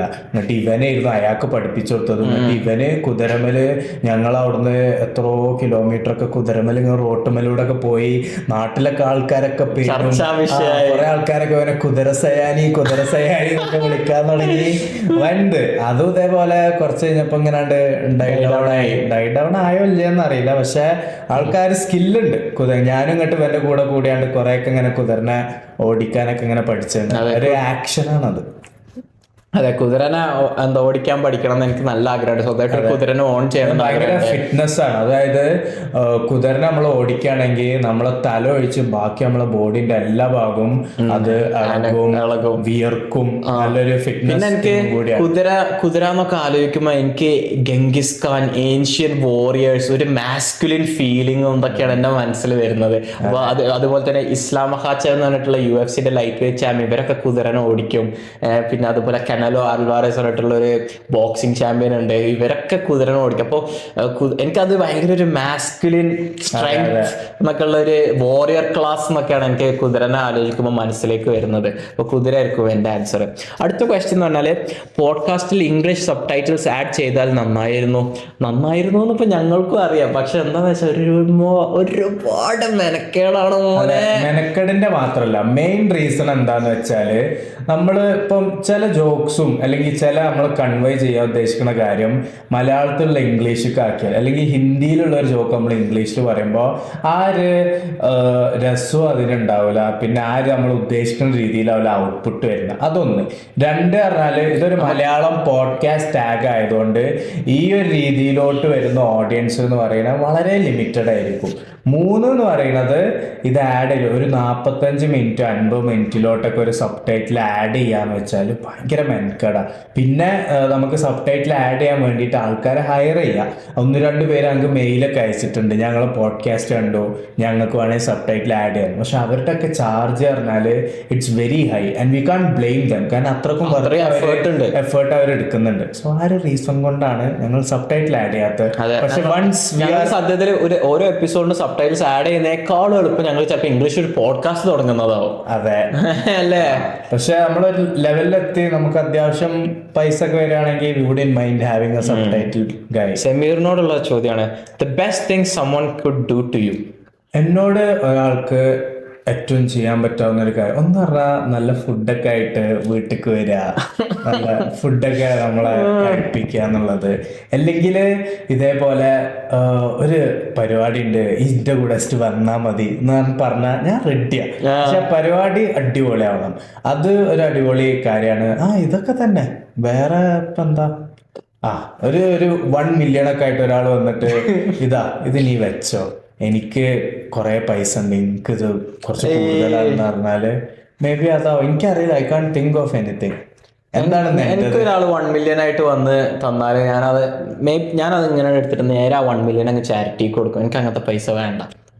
ഞാൻ 1 million കൊണ്ടുവന്നാല് 900K ഞാൻ ചാരിറ്റിക്ക് കൊടുക്കും. 100K നീ കീപ്പ് ചെയ്യും. ഒരാൾ നമുക്ക് എന്തായാലും തരാൻ ഉദ്ദേശിച്ചല്ലേ. സംഭവം എന്താന്ന് വെച്ചാല് നമ്മള് റിച്ച് ആകുമ്പോ, ഇപ്പൊ നീ 100K ഉണ്ടാകുമ്പോ നീ റിച്ചായി. നീ റിച്ച് ആകുമ്പോ നീ നിന്റെ കണ്ണാടി നോക്കുമ്പോ നീ കണ്ണാടി നോക്കുമ്പോ ഞാൻ റിച്ചായത് ഞാൻ പരിശ്രമിച്ചിട്ടാണ്, ഞാൻ കഷ്ടപ്പെട്ടിട്ടാണ്, ഞാൻ ഡേ ഇൻ ഡേ ഔട്ട് അധ്വാനിച്ച്, ഞാൻ സ്മാർട്ടായി ചിന്തിച്ച്, ഞാൻ പല സ്കിൽസ് ഡെവലപ്പ് ചെയ്തിട്ടാണ് ഞാൻ റിച്ച് ആയതെന്ന് നോക്കുമ്പോൾ, നീ കണ്ണാടി നോക്കുമ്പോൾ നിനക്കൊരു പ്രൗഡ് ഫീലിംഗ് ഉണ്ടാകും. പക്ഷെ നീ കണ്ണാടി നോക്കിയിട്ട് ഞാനൊരു ലോട്ടറി അടിച്ച് റിച്ച് ആയതാണല്ലോ എന്ന് ആലോചിക്കുമ്പോൾ നിനക്ക് ആ ഒരു ക്യാരക്ടർ ഡെവലപ്മെന്റ് ഉണ്ടാവില്ല, ആ ഒരു ഓറ നിന്നെ ചുറ്റും ഉണ്ടാവില്ല. നീ നോക്കുമ്പോൾ ഞാൻ വെറും ഒരു ലക്കിന് റിച്ച് ആയതാണല്ലോ, ഞാൻ റിച്ച്, അതായത് നിന്റെ കയ്യിൽ പൈസ ഉണ്ടാകുമ്പോൾ നിന്റെ ലൈഫ് കംപ്ലീറ്റ്ലി മാറും. അപ്പൊ നിന്റെ ലൈഫിലുള്ള എല്ലാ കാര്യങ്ങളും വെറും ഒരു ലക്കി മൊമെന്റിന്റെ റിസൾട്ട് ആയിട്ടാണല്ലോ എന്ന് അറിയുന്നതും. ഞാൻ ഇതൊരു ഇൻവെസ്റ്റ്മെന്റ് പോലെ കാണാം. അതായത് ഇപ്പൊ നമുക്കൊരു ബിസിനസ് ഐഡിയ ഉണ്ട്, അല്ലെങ്കിൽ നമുക്കൊരു വൻ ഐഡിയ ഉണ്ട്, പക്ഷെ നമുക്കത് എക്സിക്യൂട്ട് ചെയ്യാനുള്ള പൈസയും കാര്യം ഒരാൾ വന്ന് തരാണെങ്കിൽ ഞാൻ അതൊരു ഇൻവെസ്റ്റ്മെന്റ് ആയിട്ട് കണ്ടിട്ട് അതെടുക്കും, ഇതിലോട്ട് ഇംപ്ലിമെന്റ് ചെയ്യും, make more rich. May be തിരിച്ചു കൊടുക്കും അയാൾക്ക് വേണമെന്നുണ്ടെങ്കിൽ. ഞാൻ ഇതിനെ കുറിച്ച് അധികം ആലോചിച്ചിട്ടില്ല, പക്ഷെ ഇങ്ങനത്തെ ഒരു ഇത് വരികയാണെങ്കിൽ ഞാൻ അതിൽ അത്ര. കാരണം എന്താ വെച്ചാല് ഇപ്പൊ നമ്മൾ ഈ പോഡ്കാസ്റ്റിന് മുന്നേ ഇപ്പൊ എനിക്ക് 2 കാർസ് ഉള്ള കാര്യം പറഞ്ഞ്, ഞാൻ ഓരോ പ്രാവശ്യം ആ കാറ് ഡ്രൈവ് ചെയ്യുമ്പോഴും ഞാൻ ഭയങ്കര പ്രൗഡാണ്, ഭയങ്കര ഹാപ്പിയാണ്. കാരണം എന്താണെന്ന് വെച്ചാൽ ഞാൻ കാനഡയിലേക്ക് വന്ന് ഞാൻ ഫുള്ള് ബ്രോക്കായി, ഞാൻ ഫുള്ള് ഫീസൊക്കെ അടച്ച് മുടിഞ്ഞ് ഇതൊക്കെ ആയി കഷ്ടപ്പെട്ട് അവേഴ്സ് ഇൻ അവേഴ്സ് ഔട്ടൊക്കെ കഷ്ടപ്പെട്ട് ഞാൻ പൈസ ഉണ്ടാക്കി സേവ് ചെയ്ത് അങ്ങനെയൊക്കെയാണ് ഞാൻ പൈസ വെച്ച് ഞാൻ ഒരു ഡെറ്റും ഇല്ലാതെ ഞാൻ കാറ് വാങ്ങിച്ചത്. അപ്പൊ നമ്മൾ ആ കാറ് നോക്കുമ്പോൾ നമുക്ക് ഉണ്ടാവുന്ന ആ ഒരു ഫീലിങ്ങും, നമുക്കിപ്പോ ഒരാൾ ഒരു കാർ ജസ്റ്റ് അങ്ങ് ഗിഫ്റ്റ് ആയി തന്നിട്ട് നമ്മൾ ആ കാർ ഉണ്ടാക്കുമ്പോൾ ഫീലിംഗും ടോട്ടലി ഡിഫറെന്റ് ആണ്. ശരിയാണ്. പക്ഷെ ഞാൻ ഹാപ്പിനെസ് സാക്രിഫൈസ് ചെയ്യണമെന്ന് ഞാൻ വിചാരിക്കൂല. നമ്മൾ ഈ ഒരു ഹാർഡ് വർക്കിലൂടെ മാത്രം എനിക്ക് ഈ ഒരു സക്സസ് മതി എന്ന് പറഞ്ഞാണ്ട് ഞാൻ ഒരിക്കലും അത് സാക്രിഫൈസ് ചെയ്യാനൊന്നും നിൽക്കൂല. If someone really wants to give me, ഞാൻ അത് അക്സെപ്റ്റ് ചെയ്യും. പിന്നീട് തിരിച്ചു കൊടുക്കുക അതൊന്നും എനിക്കറിയില്ല. പിന്നെ നമ്മള് പോഡ്കാസ്റ്റിൽ പറയല്ല, നിന്റെ മൂവി നിന്റെ ലൈഫിലെ മെയിൻ ക്യാരക്ടറാണ്. നിന്റെ സിനിമയിൽ നീ ഒരു മൂവിയിലാണ്, നിന്നെ ക്യാമറ ഫോളോ ചെയ്തോണ്ടിരിക്കണേ. അപ്പൊ നിന്റെ ആ ഒരു മൂവിയിലെ സ്ക്രിപ്റ്റ്, ആ സ്റ്റോറി നീ ആലോചിക്കുമ്പോൾ നീ ഇങ്ങനെ കഷ്ടപ്പെട്ട് നീ മനസ്സൊക്കെ വെച്ച് നീ പ്രയത്നിച്ച് നീ വലിയൊരു സ്ഥാനത്തേക്ക് എത്തുന്നതും, നീ ഇങ്ങനെ കഷ്ടപ്പെട്ടുകൊണ്ടിരിക്കുക, ഒന്നും വർക്കൗട്ട് ആവുന്നില്ല, അപ്പൊ ഒരാൾ വന്നിട്ട് നിനക്ക് ഒരു കൈനീട്ടം പോലെ കുറെ പൈസ തന്നു എന്നിട്ട് നീ റിച്ച് ആവുന്നതും, which is the better story. താന്തോന്നിയിലെ കൊച്ചുകുഞ്ഞിന്റെ സ്ക്രിപ്റ്റ് അടിപൊളിയല്ലേ? താന്തോന്നിന്റെ കൊച്ചുകുഞ്ഞിന്റെ സ്ക്രിപ്റ്റ് എന്ന് പറഞ്ഞാൽ ഇവന് അയാളെ ലോയൽറ്റിക്കും ഇതിനൊക്കെ വേണ്ടിയാണ് നിനക്ക് പൈസ കിട്ടുക. ഞാനപ്പം ഏതോ റാൻഡം ആളും ഇപ്പൊ നമുക്കൊന്നും പൈസ തരുന്നില്ല. ഇങ്ങനത്തെ ഒരു സിറ്റുവേഷൻസിൽ ഇപ്പൊ നമ്മളൊരു ഇതും ഇതൊക്കെ കണ്ടാണ്ട് വന്ന് തരുന്ന ഒരാളോ, അല്ലെങ്കിൽ ഇപ്പൊ നമ്മളൊരു സബ്സ്ക്രൈബർ ആൾക്ക് നമ്മളെ പോഡ്കാസ്റ്റ് ഭയങ്കര ഇഷ്ടം, ആള് ഭയങ്കര റിച്ചാ, ആള് ഇങ്ങോട്ട് ആളുടെ ഒരു ഫാസിനേഷന്റെ ഓർത്ത് നമുക്കൊരു $100K അങ്ങോട്ട്, അല്ലെങ്കിൽ ഒരു $100K നമുക്ക് നമ്മളെ ഇതിൽ അങ്ങോട്ട് ഒരു മറ്റേ സ്റ്റാർ സബ്സ്ക്രൈബർ എന്നൊക്കെ പറഞ്ഞാൽ നമുക്കൊരു ഗിഫ്റ്റ് ഉണ്ട്. അങ്ങനത്തെ ഒരു സിറ്റുവേഷൻ വരികയാണെങ്കിൽ അപ്പൊ എന്താ ചെയ്യാ? പൈസ ഉപ്പർക്ക് തന്നെ തിരിച്ചു കൊടുക്കുക? ഒന്നും സ്വീകരിക്കാൻ ഞാൻ സ്വീകരിക്കാൻ ചാൻസ് കാണുന്നു. ഇത്രയും പറഞ്ഞുകൊണ്ട് ഈ എപ്പിസോഡ് നമ്മൾ വൈൻഡ് അപ്പ് ചെയ്യണം. വളരെ ലോങ് എപ്പിസോഡ് ആയിരുന്നു എന്നറിയാം. Favourite host Sameer Roshan and I am Zakir. Peace out.